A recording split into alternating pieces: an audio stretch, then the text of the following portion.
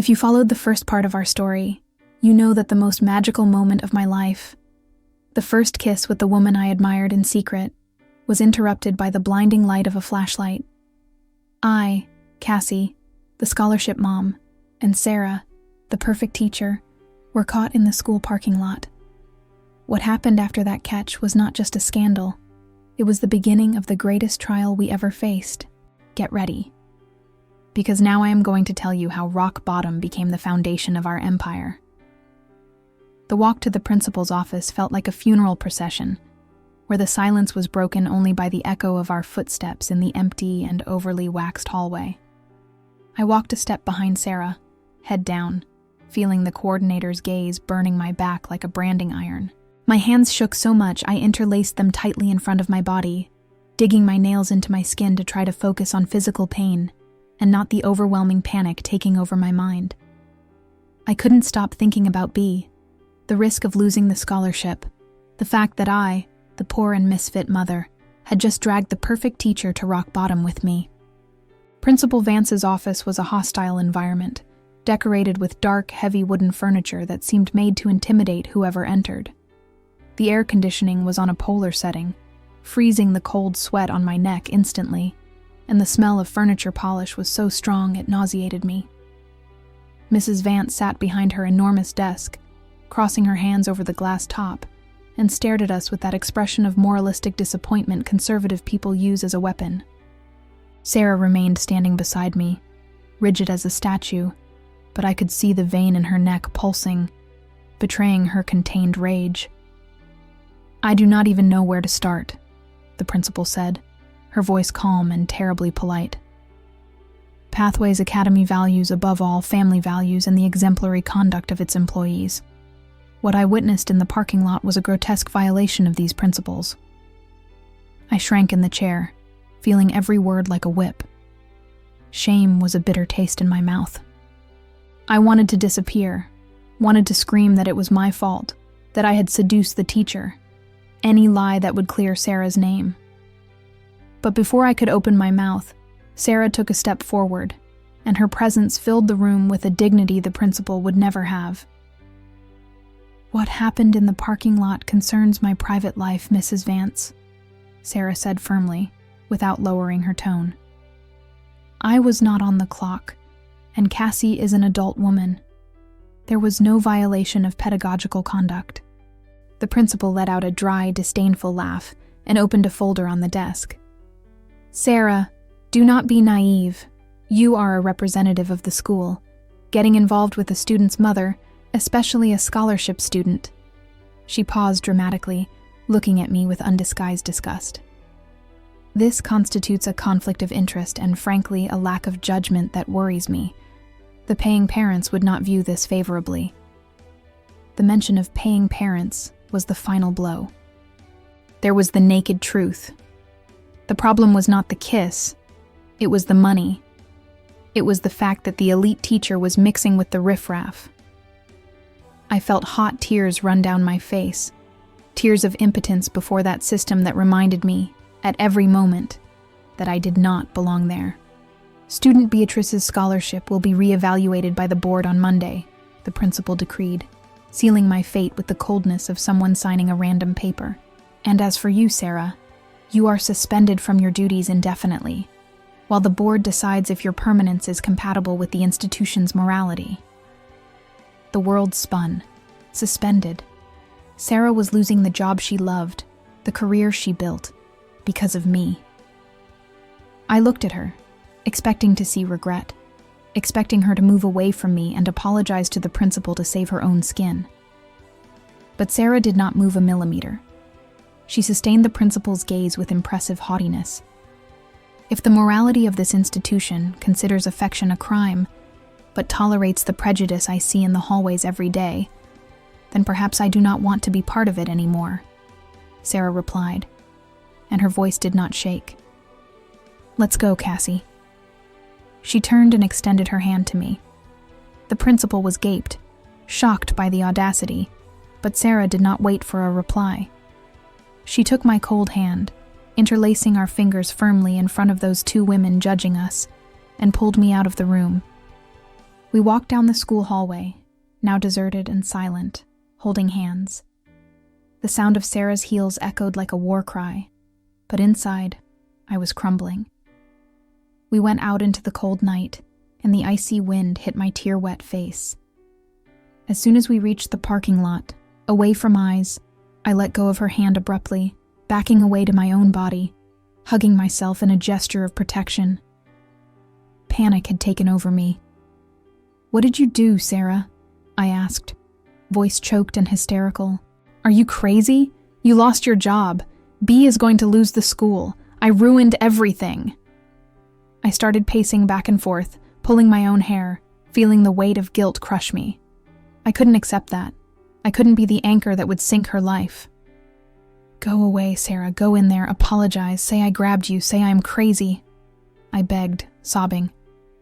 "Don't throw your life away because of a waitress who doesn't have a pot to piss in." Sarah reached me in 2 long strides and held my shoulders tightly, forcing me to stop and look at her. Her face was serious, illuminated by the yellow streetlight, and there was no fear in her eyes, only fierce determination.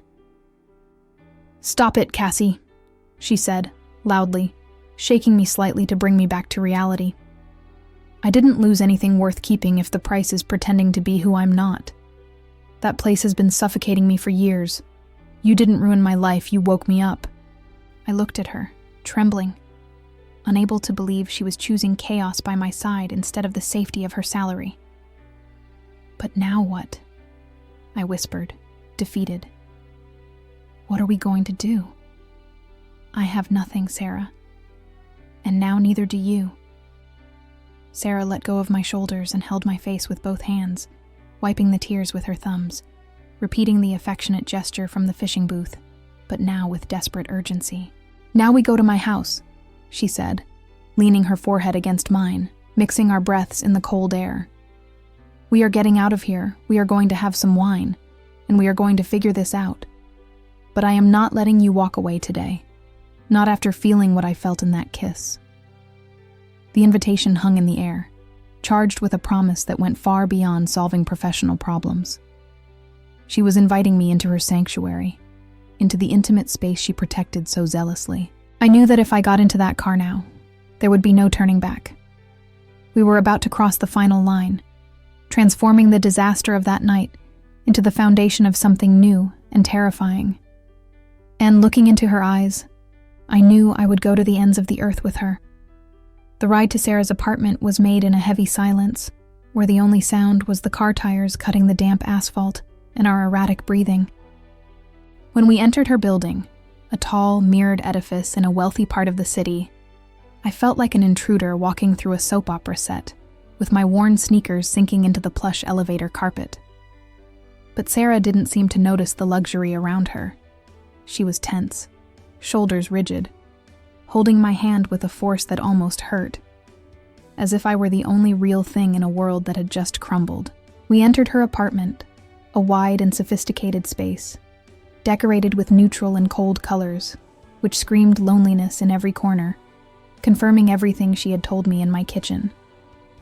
As soon as the door closed, isolating the world outside, Sarah's armor fell. She dropped her purse on the floor with a dull thud, leaned against the closed door and closed her eyes, letting out a trembling sigh that seemed to tear her chest. I saw the strong woman, the imposing teacher, break down in front of me, overcome by the uncertainty of what she had just done. Seeing that vulnerability gave me insane courage. I didn't want to talk. I didn't want to plan the financial future or lament the firing.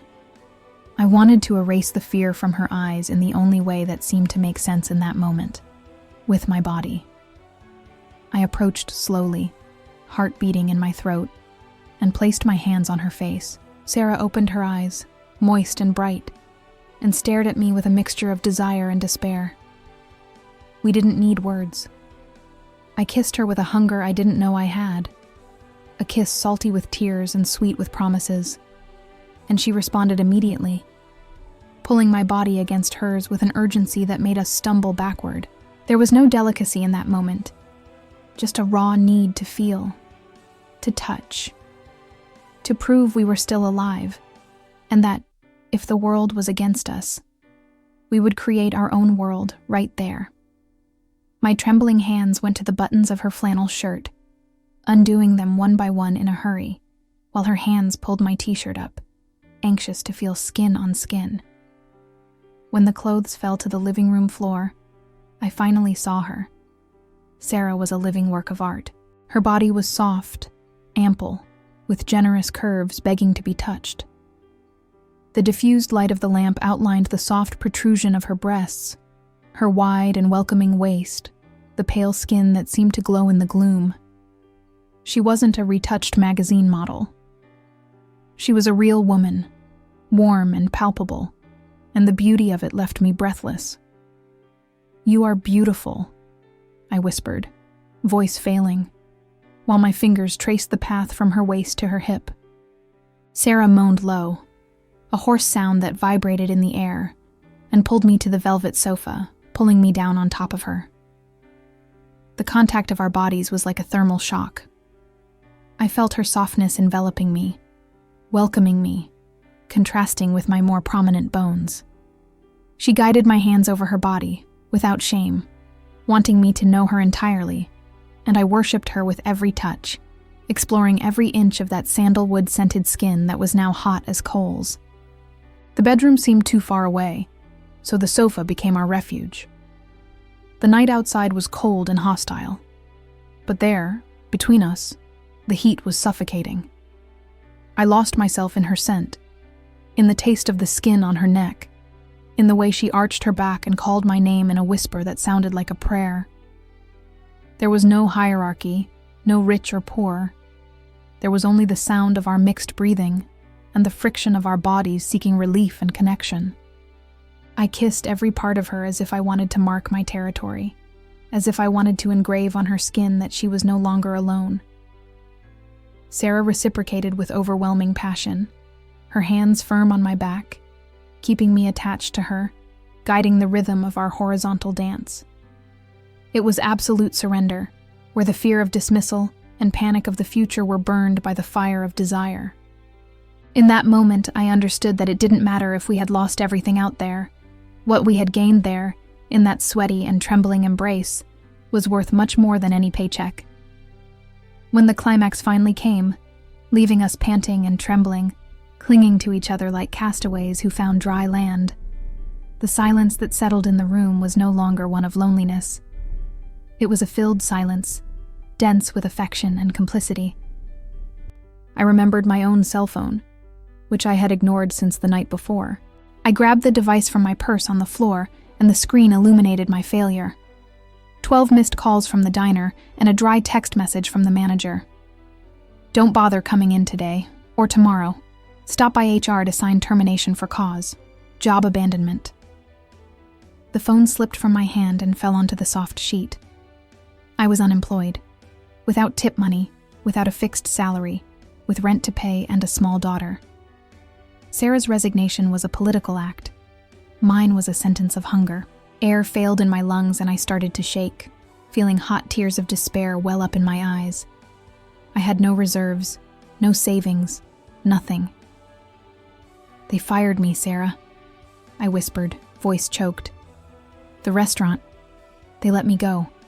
I have no way to pay next month's rent. I have no way to buy milk." Sarah noticed my growing panic. She pushed the coffee tray away and climbed onto the bed. Crawling to me to hug me, she wrapped me with her body. That body that hours before had given me pleasure, and now gave me shelter, and rocked me gently, as she did with B. "Shh, calm down. Breathe, Cassie," she murmured against my hair. "You are not alone in this. Remember what I said yesterday? We are in this together." "But you don't understand," I sobbed, pulling away a bit to look into her eyes. "I am not like you. I have nothing. If I don't work today, we don't eat tomorrow. I am a burden to you, Sarah. I am just problems." Sarah held my face with both hands, forcing me to face her. Her brown eyes were hurt by my words, but the determination remained there, unshakable. "Never say that again," You are not a burden. You are the woman who had the courage to show me my perfect life was empty, she said, with an intensity that silenced me. Listen, I have savings. I saved money for 10 years, Cassie. I have enough to support us for a good while as we organize ourselves. The mention of her money made me uncomfortable. I always prided myself on, despite being poor, never depending on anyone. The idea of being supported by her hurt my pride, but the alternative was misery. Sarah saw the hesitation on my face and smiled, a small, conspiratorial smile that changed the heavy mood of the room. And don't think you are going to sit around, she continued, running her thumb over my cheek. I am not going to support you. We are going to invest. Invest? I repeated, confused, wiping my nose with the back of my hand. Invest in what? Sarah sighed, looking around the luxurious bedroom as if seeing something beyond the walls. I always dreamed of having my own teaching method, a place where we don't need to follow archaic rules, where we can welcome children like B, who are brilliant but don't have space in the traditional system, she began to explain. And her eyes shone with that educator's passion I admired so much. But I am terrible with the practical part. I know how to teach, but I don't know how to deal with suppliers, with bills, with the daily grind. And you... She stopped, looking at me as if I were the missing piece in her puzzle. You managed your life and your daughters on a minimum wage, Cassie. You have the grit and organization I don't have. You know how to deal with people. You know how to negotiate. You know how to make the impossible happen, she said. And for the first time, someone saw my struggle not as misfortune, but as competence. I have the capital and the didactics. You have the management and the strength. Let's open our own business. I stared at her, stunned. She wasn't offering me charity. She was offering me a partnership. The idea seemed crazy, a leap in the dark even bigger than our relationship. But looking at that incredible woman who believed in me when not even I believed in myself, I felt a spark of hope light up in the middle of the chaos. A business of our own? I asked, feeling the taste of those words in my mouth. Ours, she confirmed, sealing the promise with a quick kiss on my lips. Let's take a shower, pick up B, and start planning. The world tried to knock us down, Cassie, but little do they know they just gave us the chance to build our empire. In the days that followed, Sarah's luxurious apartment ceased to be a sanctuary of silence, to transform into the headquarters of our personal revolution. We pushed the designer furniture into the corners, rolled up the Persian rug that cost the price of an economy car, and transformed the living room into a construction site of ideas. Where before there was only cold decoration, now there were piles of pedagogical books, poster boards scattered on the floor, open laptops, and half-empty coffee cups. That organized chaos smelled of a fresh start, a mixture of new paper, printer ink, and our stubborn determination to make it work, whatever the cost. I discovered, to my own surprise, that my experience as a waitress and single mom had given me skills I didn't even know were valuable. While Sarah dove into creating the teaching method, writing workbooks with a feverish passion, I took over the logistics of our survival. I negotiated cheaper internet plans, canceled Sarah's superfluous subscriptions, organized the shopping list to make the savings money stretch triple, and created the cost spreadsheets for our future business. For the first time, I wasn't just waiting tables. I was managing a dream and seeing the respect in Sarah's eyes when I presented a solution to save. Money made me feel giant. The routine was exhausting, but electric. We woke up early, took B to the public daycare I had managed to get near the building, a difficult but necessary decision to cut the old school tuition, and came back to work until exhaustion. I watched Sarah sitting on the floor, glasses on the tip of her nose and hair in a messy bun, typing furiously on the computer, and fell in love with her a little more with every paragraph she read aloud to me. She didn't treat me like an assistant. She asked me what I thought, if the language was accessible, if a tired mother like me could help her son with that material. My opinion mattered, and that healed old wounds in my self-esteem. We decided to call the project the Nurture Hub. We didn't want to be just a tutoring center focused on grades. We wanted to be a place where children who didn't fit into the traditional system, the Bs of the world, could learn without fear. Sarah handled the pedagogical side, creating games and dynamics, and I handled the structure. I cleared one of the living room walls and painted it with dark green chalkboard paint, transforming the chic decor into a giant blackboard where we drew our schedule. The smell of fresh paint impregnated the house, marking the end of the lonely teacher era and the beginning of our era. One night, it was past 11, and exhaustion hit hard. We were sitting on the floor, surrounded by papers, eating pizza straight from the box because neither of us had the energy to cook. Sarah sighed, resting her head on my shoulder, and I felt the weight of her body relax against mine. She was tired, with soft circles under her eyes, but there was a glow of fulfillment in her that no money could buy. "Do you think it will work, Cassie?" she asked softly, playing with the fingers of my hand. "We are burning through my savings fast. If we don't get students in the first month..." The fear in her voice was real. She had given up everything for this moment, and the responsibility weighed heavy. I wiped the corner of her mouth with a napkin, in an affectionate gesture, and kissed her forehead, feeling the scent of lavender from her hair calm me. "It is going to work, because there is no other option, Sarah," I replied, with the certainty of someone who had survived worse storms. "You are the best teacher I know. And I am the most stubborn woman in this world. We are going to make it work by sheer force of will if we have to." Sarah smiled, turning her face to meet my lips in a slow, lazy kiss, tasting of oregano and hope. That kiss in the middle of the mess, with bills to pay and uncertainties hovering, was more intimate than any romantic dinner. There, between spreadsheets and books, we were partners in life and love. She pulled me onto her lap, and for a few minutes, we put work aside to love each other right there, on the living room rug, renewing our energies with touches and caresses that said, "I am here. I am not going anywhere." The next day, the hardest part began: promotion. Since we didn't have money for marketing, I used my boldness as a salesperson. I went to the doors of neighborhood schools, not the elite ones, but the middle-class schools where parents were desperate about their children's grades and couldn't pay fortunes. I distributed flyers we printed ourselves, talked to moms in the bakery line, spoke with the conviction of someone selling gold. I said, "I am a mother. I know how hard it is. Teacher Sarah changed my daughter's life." And people believed, because it was the truth. The first call came on a rainy Tuesday. Sarah's cell phone rang, and we both froze, looking at the device as if it were a bomb. It was a mother whose son had been diagnosed with attention deficit and was about to fail. She wanted to know the price, wanted to know if we had openings. I saw Sarah shake, unsure about charging for her own talent outside the institution. I took the phone from her hand gently, put it on speaker, and took over the negotiation with the firmness of a lioness. "Good afternoon, ma'am. The Nurture Hub has a methodology specialized precisely for your son's case," I said, inventing confidence on the spot.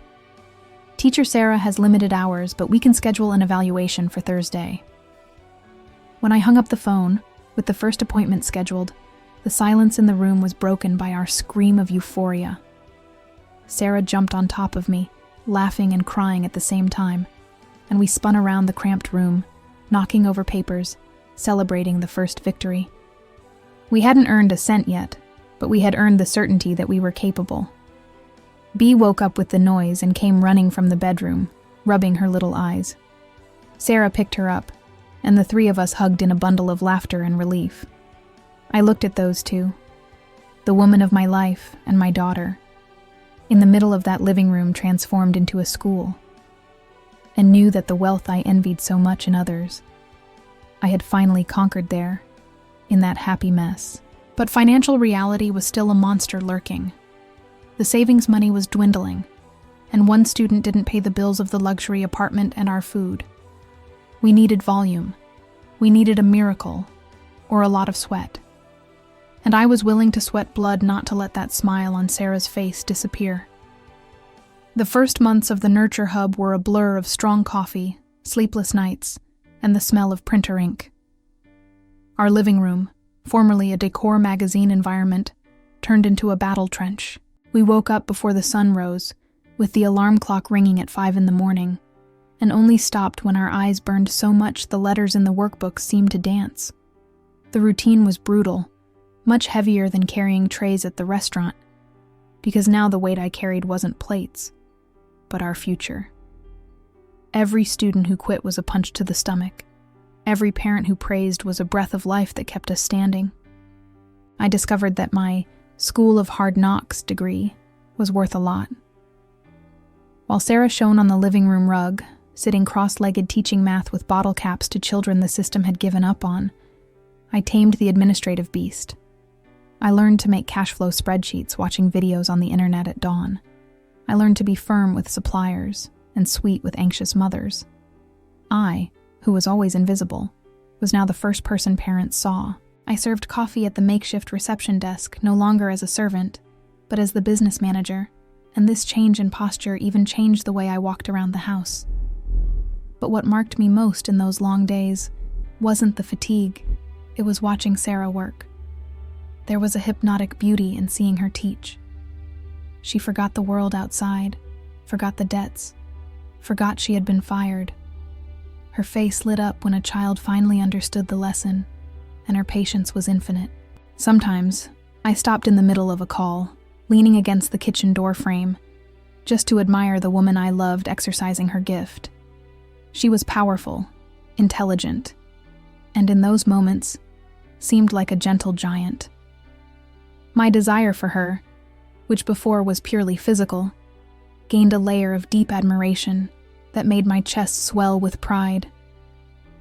However, living together 24 hours a day was not a fairy tale. Fatigue left our nerves on edge. There were days we argued because of an electric bill that came in higher, or because I forgot to buy printer paper.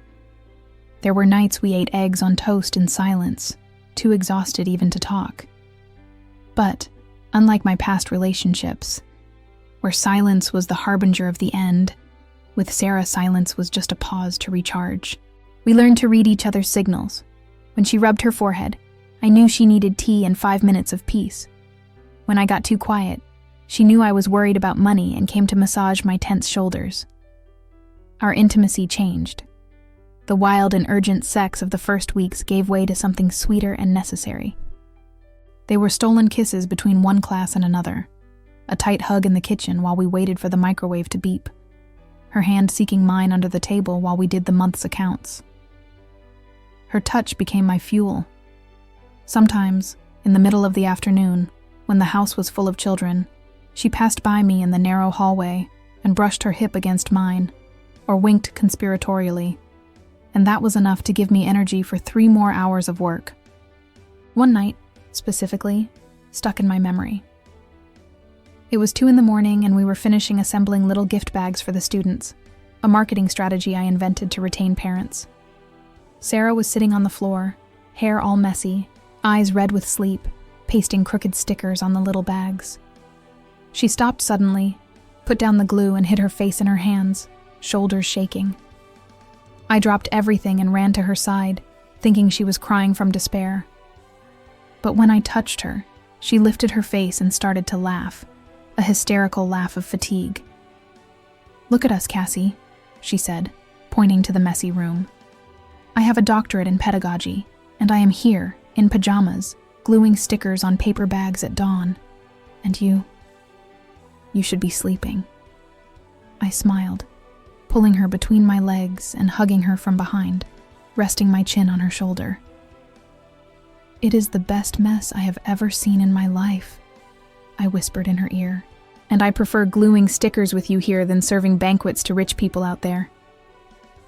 Sarah turned her face and kissed me, a slow kiss full of gratitude. "I couldn't do this without you," she confessed, voice choked. "I know how to teach, but you are the soul of all this.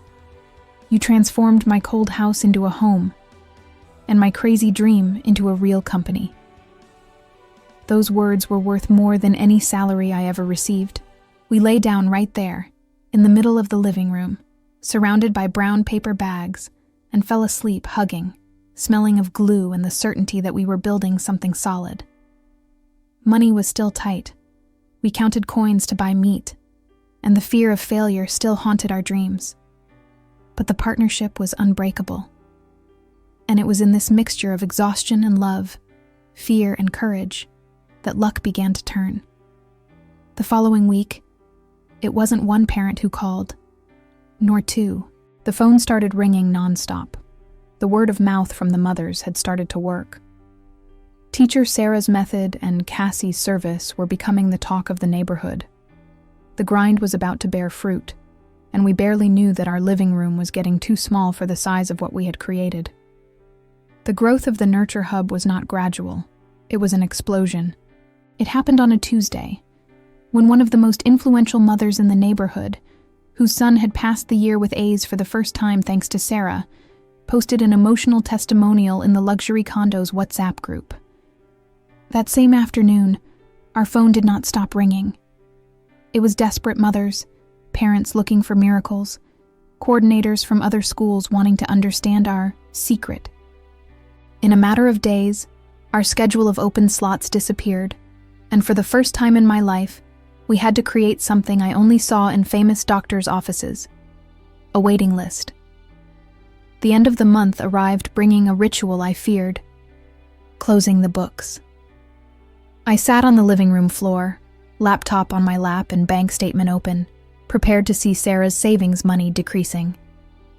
But when the final numbers appeared on the screen, I froze. I blinked twice, thinking I had typed some decimal point wrong in the spreadsheet. The value there, liquid, clean, was 3 times greater than my old waitress salary, and that was just my share of the partnership. I called Sarah with a thread of a voice, unable to shout. "Sarah, come see this." She came out of the shower, drying her hair with a towel, and leaned over my shoulder to look at the screen. When she saw the balance, she didn't scream. She just dropped the towel and covered her mouth with her hands, eyes watering. That number meant much more than money. It meant her risky bet had paid off. It meant she wasn't crazy for leaving the elite school. We hugged right there, me sitting and her on her knees, crying tears of relief that washed away months of accumulated tension. For the first time, we didn't have to choose between paying the electricity or buying groceries. We could pay everything and still have plenty left over. "Get dressed," Sarah said suddenly, standing up with renewed energy, eyes shining with a mischief that made her even more beautiful. "Today we are not eating pizza on the floor. Today we are dining out, and you are choosing the place." The feeling of entering a fancy restaurant and not needing to look at the price of the dish before choosing was dizzying. I felt like an imposter, waiting for someone to come ask me to leave or send me to the kitchen to wash dishes. But when I looked at Sarah on the other side of the table, stunning in a simple black dress, holding my hand over the white tablecloth, I calmed down. The waiter served us wine, and the sound of the liquid falling into the crystal glass was the music of our victory. We toasted, looking into each other's eyes, a silent toast to our courage. "There is one more thing," Sarah said, taking a small box from her purse and placing it on the table. "This is not with company money. It is a gift from me, because you gave me back the will to live, Cassie." I opened the box with trembling hands. Inside, there was a thin gold chain with a discreet pendant, a small anchor. "Because you are my safe harbor," she explained, voice choked. "When I was adrift in that sea of loneliness, it was you who held me." I couldn't hold back the tears. I put the necklace on right there, feeling the cold metal against my warm skin, and promised myself I would never again let anyone make me feel less than that. I was loved, I was a partner, I was capable. That dinner wasn't just food, it was the celebration of my recovered dignity. We returned home slightly altered by the wine and euphoria. The tension of work had disappeared, giving way to a lightness we both desperately needed. As soon as the apartment door closed, Sarah pressed me against the wood, kissing me with a smile on her lips. The kiss tasted of grapes and success. "You know what the problem is now?" she whispered against my neck, making me shiver. The living room got too small. Too many children, too many toys, and little space for the two of us. I laughed, wrapping my arms around her neck, feeling her imposing body glued to mine. "That is a good problem to have," I replied. "I saw a commercial space for rent downtown," she confessed, biting my earlobe. "It is big, has huge windows, and is near a park. I think it is time for the nurture hub to leave my living room, Cassie. I want my house back. I want my sofa back. For other things." The insinuation in her voice was clear and delicious. She wanted her home back to be our nest, not our school. I agreed with a low moan as her hand slid down my back. That night, we made love not to chase away fear, but to celebrate certainty. Every touch was an affirmation that we had won the first battle. The future was still a challenge. But with money in the bank, and that woman in my arms, I felt I could take down any giant. A year passed since we glued the first crooked sticker on the paper bags, and the life I led now seemed to belong to someone else. A luxury version of myself I never imagined possible. The Nurture Hub was no longer a living room project. We now occupied half a floor of a glass commercial building in downtown, overlooking the treetops of the main square.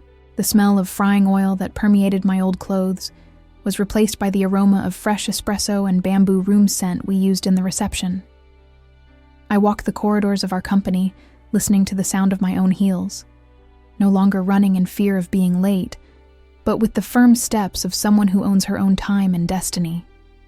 We had hired 3 assistant teachers and an intern for the reception, a shy and skinny girl who reminded me a lot of the Cassie of the past. I made a point of paying her a decent wage and treating her with the respect I never had when waiting tables, feeling deep satisfaction in breaking the cycle of humiliation the job market imposes. Sarah continued to be the brilliant mind behind the method, but now she had freedom to create and innovate without the bureaucracy of traditional schools. Seeing my wife, and I loved filling my mouth to call her that, leading meetings with that imposing and passionate posture was my favorite sight of the day. The biggest change, however, was internal. I remember the afternoon I went down alone to the building parking garage to pick up B from school. I unlocked the silver sedan, that same car I once looked at with envy at the school gate, and got into the driver's seat as if I were born there. The leather of the steering wheel was no longer a foreign body in my hands. It was an extension of my new reality. I drove through the city streets with the window down, feeling the wind on my face, without the anguish of counting coins for gas. That car, which before was the symbol of the distance between Sarah and me, was now our family transport, where we sang children's songs and planned our weekends in the mountains. But life, with its peculiar irony, decided to test my new armor one last time. We were leaving the commercial building on a golden late afternoon, me, Sarah, and B, laughing at some inside joke, when I saw a figure leaning against the wall near the entrance. My stomach tied in an instant knot, a conditioned reflex of old trauma. It was B's father. He looked older, with sloppy clothes, and that look of someone looking for an opportunity to exploit others' weakness. He had disappeared when my belly started to grow, and now, seeing us there, well-dressed and prosperous, he pushed off the wall with a cynical smile. Sarah noticed my tension immediately. Her body went rigid, and she took a step forward, ready to turn into the protective lioness who saved me so many times. But, in that moment, something inside me snapped. I looked at Sarah's hand holding mine, looked at my healthy and happy daughter, and looked at the building that had our name on the sign. I didn't need to be saved anymore. I squeezed Sarah's hand gently, asking silently for her to wait, and took 2 steps toward him, keeping my head held high and the unshakable posture of a successful businesswoman. "What do you want?" I asked, and my voice came out firm, grave, without any trace of the fear I used to feel. He faltered. He expected the frightened girl who cried in corners, but found a woman dressed in linen, with cared-for skin and a gaze of steel. He stuttered, tried to use B's name, spoke of father's rights, and being in need. I didn't feel anger. I felt pity. Pity for someone who chose abandonment and now tried to collect crumbs from a banquet he didn't help prepare. "You lost your rights the day you let us starve," I said, with an icy calm that made him physically recoil. "My daughter has a family. She has 2 mothers who moved the world for her. If you show up here again, or try any contact, my lawyer will love to talk to you about the years of back-child support you owe. And believe me, now I have great lawyers." He looked from me to Sarah, who was standing right behind with arms crossed and a look that could freeze hell, and then at the building security guard watching us. He realized the battle was lost before it even started. He lowered his head, murmured something inaudible, and walked away, disappearing into the sidewalk crowd like the irrelevant shadow he was. I let out the air I was holding in my lungs and felt Sarah's arm wrap around my waist, pulling me for a kiss on the temple. "I am so proud of you," she whispered, and I knew it was true. We returned home with the feeling of a closed cycle. Our apartment, now free of boxes and work mess, had returned to being a home. We bought new furniture, an even bigger and more comfortable sofa, and decorated B's room like a princess castle. That night, after putting the little one to sleep, Sarah and I sat on the balcony, sharing a bottle of expensive wine we bought without looking at the price. The city shone down below, and I found myself thinking about how the rain from that distant storm had washed my soul forever. "You know what I was thinking?" Sarah said, swaying the glass lazily, legs intertwined with mine. "B turns 4 next month. I think she deserves a real party. Not a cupcake at home, but a party to stop traffic." I smiled, remembering past birthdays where I could barely buy candles. "She deserves the world," I agreed. "And so do we." We toasted to the sound of crickets and the gentle wind, celebrating not just money or success, but the freedom to be who we are. I looked at the reflection in the balcony glass. 2 fulfilled, strong women who transformed pain into power. The waitress Cassie had stayed in the past, but I was grateful to her for holding on until finding Sarah's arms. And now, the future was no longer a scary place. It was just another chapter of our story we were anxious to write.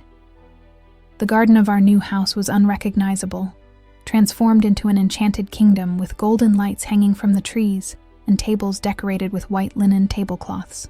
It was B's 4th birthday party, the one we promised on the balcony, and we kept the promise with interest. While I watched my daughter running across the lawn in a blue tulle dress that made her look like a fairy, laughing with little friends from the old school and the new one, a movie played in my head. I remembered her 2nd birthday, when I cried hidden in the bathroom because I only had money to buy a bakery muffin and a used candle. Today, there was a full buffet, waiters serving juice and appetizers, and a 3-tier cake that looked like a sculpture. But the greatest wealth there wasn't the expensive decoration. It was the freedom to be able to provide that without owing anything to anyone. Sarah was in the center of the lawn, organizing the face painting line, with the same dedication she used to create our school's methods. She wore a light, flowery dress and was barefoot on the grass, having abandoned high heels right at the beginning of the party to play tag with the children.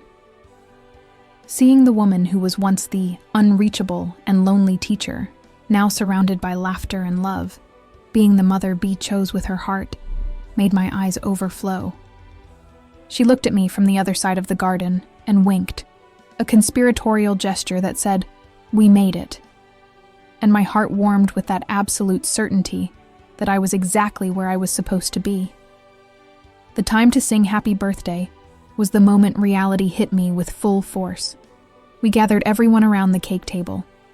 I picked B up on one side, and Sarah hugged her on the other, While everyone sang, clapping and smiling, I looked at the candle flame dancing with the wind and made my silent wish. I didn't ask for money, nor success, because we had already achieved that with the sweat of our work at the Nurture Hub. I asked only for time. Time to live more days like that. Time to see Bee grow. Time to love Sarah until we were old and gray. Sitting on the balcony remembering how it all began. When Bee blew out the candle, cheeks puffed out and eyes closed tight, applause exploded. Sarah leaned over her daughter and kissed her forehead, and then turned to me. We didn't care about the guests, the photographers, or etiquette. She held my face and kissed me. A deep and passionate kiss, sealing our family before everyone. That kiss no longer tasted of fear from the dark parking lot, nor the taste of farewell from the principal's office. It tasted of victory. Later, when the party ended and Bee was already sleeping exhausted in her new room, surrounded by presents, Sarah and I sat on the balcony steps, watching the garden lights still shining. The silence of the night was comfortable, filled by the sound of crickets and our calm breathing. Sarah rested her head on my shoulder, and I interlaced our fingers, feeling the ring we now wore on our left hands. "Do you remember that day of the rain?" she asked softly, as if reading my thoughts. "The day you arrived soaked at school?" "How could I forget?" I replied, smiling. "It was the day I thought everything was going to go wrong, but it was the day my life truly began." "I always liked rain," Sarah confessed, closing her eyes. "But now, every time it rains, I can only think it was the storm that brought you to me." I squeezed her hand, looking at the starry sky. Life had taken many turns. I was a waitress, I was invisible, I was judged.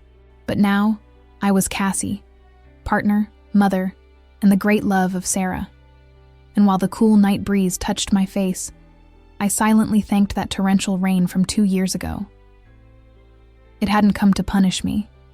It had come to clear the path and show me that sometimes you have to get soaked to the bone to find the warmest refuge in the world. And so ends, or rather, restarts our journey. Thank you for staying with me until here. If Cassie and Sarah's story touched your heart, don't forget to leave your like and tell me in the comments what you thought. Subscribe to the Forbidden Romances channel for more love stories that defy the world. Until next time.